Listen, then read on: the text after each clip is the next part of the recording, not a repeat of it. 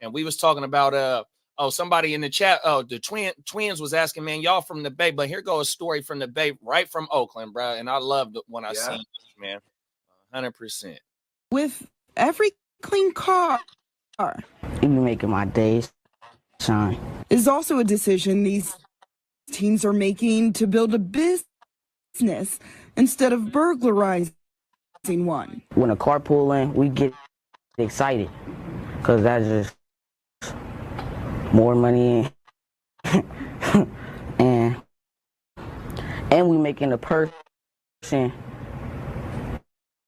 leave with a good attitude. Before opening their own hand car wash, Homeboys detailing service at 85th and San Leandro, these teens were breaking into cars and stores like CVS and Walgreens across the Bay Area.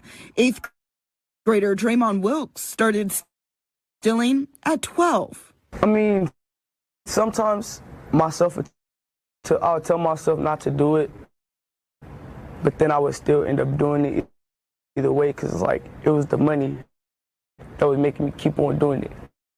The group's members range in age from 8 years old to their early teens. Many say on their prior path, even jail time wasn't enough to stop them from breaking the law.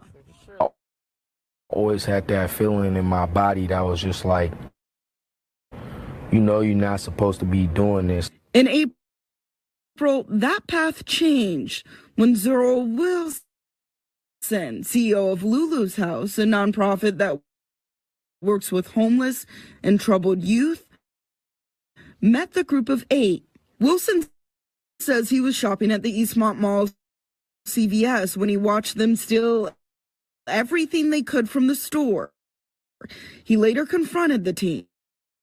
That was me at that age. And it was, that's a pipeline to prison. So me not saying something and me knowing what I know would have been wrong for me to do. Over time, Wilson and his group of partners went from strangers to mentors for the young men, eventually helping them start the car wash to earn money the right way. Now the boys are excelling in school, participating in community meetings and cleanups. I was just letting them know anybody can change. So the more time I spent with them, the more that we came as a unit together. You know what I mean? And I'll listen to what they have to say. They just want to be heard. They were doing what they said they were going to do. Help us. It's a different lifestyle. Like, I don't be looked at different. People don't judge me on how I'm dressed or how I look or stuff like that. Like, they told us how to be men. And it appears their new path is paying off. As long as they keep a 3.0 GPA and continue the program, all 8 will receive full ride scholarships to college. There you go. It's like you said, there we go, bro. We starting the morning off with some positivity. Yeah, that's a good one right there. 100%. We got some troubled youth who was starting off on the wrong path. Hey, I was chuckling to myself too because remember we was that age, bro. Rule of thumb: if you can see it, you can take it. We was taking everything. You know what I mean? But and you know that's a phase in life. Like even the dude, he said, man, he saw himself in those kids. You know what I mean? 100%. You know what I'm saying? And you know, and a lot of times we were just saying that last week. The motherfuckers don't got OGs, bro. Who's teaching these kids? And you know, this is a great example of somebody like steering you the right way. You know what I mean? And it's a group of kids. It's not just one kid. They was a little crew doing what they was doing, and bruh seen them. He's seen them in action. He's seen them in action, bro, in the CVS, taking whatever they want. And bruh got up with him like, look, he felt it in his heart to go ahead and say something because he seen, like how you said, it was him 100%. And that's what's so crazy is that them young fellas right there, you know, sometimes when you hear an OG, sometimes you don't want to hear that stuff, what they talking about. But they showed me to what the OGs was preaching. Not only was the OGs preaching to them, but they showed them how to be entrepreneurs in their teenage days. Some of them was only in 8th grade, I think, 9th grade, bro. And now they own their own business, bro. Yeah, that's crazy. That's real dope. That's real dope right there. And then it said if they maintained a 3.0 grade point average all the way through high school, they get a fucking scholarship to college, bro. Mm-hmm. Now they can go to school for business. You already own your own business. Now you know how to do all the. You got one of the homies, he's gonna go do financing. You gonna go do business. This other dude does marketing, and then boom, you have your team already. Like, all right, boom. And they a team, and that's one thing that they did say in the story is that we are a team. They are a team, 100%. Yeah, good shit. We had a different team, and that's the thing. Bro. We had a driver. We had a driver, bro. Come on, and you know what? I digress.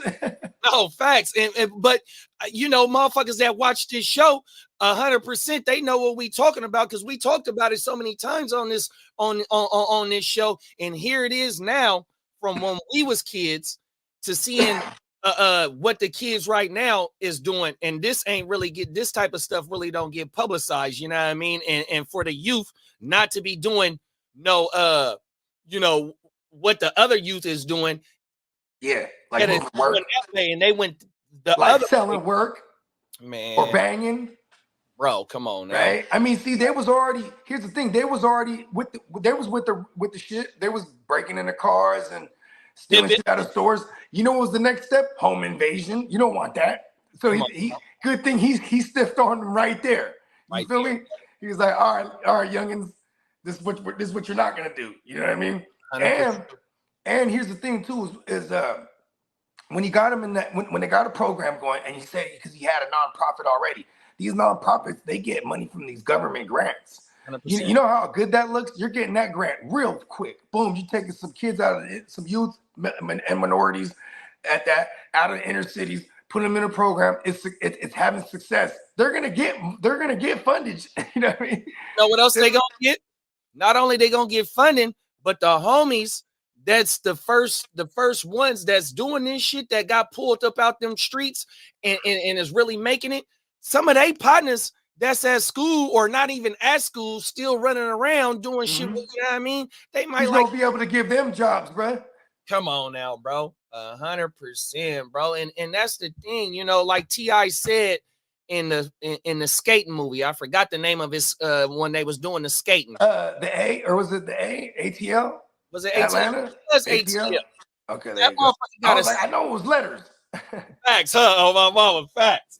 Hey, but he got a saying in the movie because, you know, remember, he's the big brother and they mom and dad died and they living with the uncle and the little brother. And we was just talking about Big Boy off camera. Remember, Big Boy pulled up and put little brother on. I mean, and T.I. tell little brother, man, what the fuck is you doing? Woo, woo. And he like, bruh, you don't gotta be the dope man to have paper. 100%, bro. And I mean, think about this. T.I. was always T.I., but then he was always Tip. He was T.I.P. But then for contractual purposes, he was T.I. because there was already a Q-tip. He just for out of love. But everybody knows T.I. is Tip and it also is an acronym. It's a total investment plan because that's what he did. He took all that money from whatever trapping allegedly, right? And then he had an uncle that did construction and shit, and they built low income houses, bro. He been in the real estate, yeah. Yeah. So and because TIP is a real estate term too, total investment plan. You know what I mean? It's a term, period. But you did what I'm saying? 100%. No, them is facts, bro. 100%. He has been well versed in the business side. Indubitably. In facts, 100%. That sounds like something he would say right now. That is it. And that's one of the motherfucking words. Hey, his is like expeditiously. Hey, have you ever seen a show called Roast Me? Nah. Oh man. They got on TI? So look, I gotta sing you that shit. So what it is send me that joint. That's room full of comedians. And what they do is one by one want to go sit in the front of the class and they'll all roast his ass, right? So when T.I. doing his little comedy shit, top of the morning, Albert. Top of the morning, Bert. Yes, sir. What's happening? On the show, right? So when the motherfucker walk right in, they lighten his ass up with all them big ass words that he said. But you got to see the hella comedians in that motherfucker, man. That should have had you in tears. Oh, it's called roast. I'm gonna send it to the. Yeah. 100%. Yeah. See, send me that shit. I like watching funny shit when I'm on mushrooms. Man, I'm telling you, I'm about to take down some of these chocolates later. Man, that shit man, you gonna go down the rabbit hole on that motherfucking yeah for about 7 hours. No lie. Yeah. Saturday's like the only decompressed day, like as far as like, because the lineups are already set. You just gotta kind of monitor certain things, and I get to like, you know what I mean, kind of the calm before the big storm. 100% on Sundays. You know what I mean? Facts. Top of the morning, Bongs a lot. What's up, sir? Bongs. Yes, sir. I saw T.I. in concert a few years back with the wifey and his sister on my mama. Yeah, I never got to see T.I. in concert, bro. I seen Wayne when he was a hot boy, but I ain't seen Wayne as an adult on everything. The only one easy. I seen a gang of you know, like all the Bay motherfuckers, you know what I mean? Rest in peace to the Jack. I remember I used to do shows with the Jack. And the Jack would bring everybody out. He'd bring out Drew Down. Every time he came out, he had Drew Down. Can you feel me? Yeah, he would do it. He would do the fucking that one and Pimp of the motherfucking year. Pimp. Give it up, or give it to me. Big man. He had the shower cap on. Oh, everything. Every time, bro. Hey, he keeps it real, you know what I mean? Everything. He keeps it real. Yeah, the Shirley's in there. You feel me? In the building, what's going on, Lee? What's happening? Bolt up, man. Oh, bolt up, man. Y'all doing y'all thing, man. Hey, you know, Justin Herbert, he's limping around right now. He got the high ankle. Come on now. He ones. Eastern stick time. Oh shit. Going out on the young brothers though. Man, good. Hey, man, good for them kids because you know what I'm saying. You know what far outweighs it's like is that the statistic? These kids, right, are the statistic because they're the rarity. They're the small percentage versus, you know what I mean? Oh, my bad, I had it reversed. Versus they're not the statistic because the majority of the generations, especially like in the town, bro, you know what I mean? They're out there shooting and doing what you got to do. You know what I mean? Right. It's good to see them doing some positive shit. 100%. You know what I'm saying? Shout out to them for real. Yeah, and then, you know what I'm saying? Like, okay, here's another thing too. They have a business. You know how hard it is to get a business as the kid, period? You know what I'm saying? And if they keep it up and they get the right credentials after they go to college, boom, they're going to be able to get this business and to really own this business. And the cool thing is the business that they have and the state that they in and the city that they in, that motherfucker gonna last all year. Mm-hmm. That's the business, man. Look, everybody need their motherfucking car wash. Hey, man. Shout out to my man, West Coast Details, man. 100%. You know what I'm saying? Yeah, I got the homie. He used to be one of my producers. My man, $100 grand, Chararai Chan. You know what I'm saying? They call him Chararai, you know what I mean? Because you know what I'm talking about. Yeah. He was on that Chararai, you know what I mean? And but he's clean and he has a business now. He does high-end detailing. He just pull up on you. They pull up in the van or something. That fat. Yeah, he got the Extendo Escalade with the tank in the back. I'm telling you, bro. He got the ionized water and shit. Like this shit is not cheap. Facts. You know what I mean? He be doing all the Niners shit. You know what I'm saying? Shout out to the gang. Come on, bro. That's entrepreneurial shit, man. 100%. And that's a one-man stop. 100%. So as them young brothers continue to, you know, elevate in life, man, they could be sending motherfuckers out in vans. You still got the spot. 100%, man. It's so much shit. And as long as they don't have the young homie that corrupts it, right? Like now they're getting money, and he starts spending his money on work, and then he got the vans going here and there, moving things around, and don't do it, kids. 100%. Hey, look, man. Hey. Continue to invest, build your business portfolio. Do not build it underground business. 100%. Yeah, don't mix the two. Yeah, 100%. It never works. Oh my! You can't mix the two. It's gonna go bad eventually. I want to shout out the OG that took the time to go ahead and speak to the young brothers to go ahead and go ahead and give them some game and shout out to the young brothers for receiving the game and taking the game and running with the game 100%. We just, as long as we continue to see stories like this, bro, we gonna put this on there like that, because it just coincides from a lot of the shows that we've been previously talking about some of the youth and how how they be steering, the ways that they're steered on going and whatnot. And just to see this pop up, man, it was just it was perfect timing, man. 100%, bro. Yeah, the young bull was like, it just didn't feel right. Some of his enemies just, I'm not supposed to be doing this. Like, you know what I mean? Facts. Yeah, I still did it. Exactly. And see, now he's straight. That's dope. That's dope. Because you know what I'm saying? Like, you could be man, how many times would be a motherfucker? He's part of a crew that does some shit. And you know what I mean? And then he won't even rap. Now he gotta go through the time too. Right. He didn't want to do that shit, but he couldn't talk no one down. Then it's like, oh, you a bitch. You ain't riding. You ain't finna slide. You feel me? Like 100%, bro. You know what I mean? And, you know what I mean? And don't. And for all the youth out there, if y'all happen to catch this, you know what I mean? Don't ever be afraid of what your homie's finna say. Like, if he gonna think you this or that, bro. If you ain't down with something, don't do that shit. 100%. I mean, that ain't your friend then. You know what I mean? It's facts, because when Cuba told Q, Doe, let me out, Doe already knew, man. 100%, bro. And that was his brother too.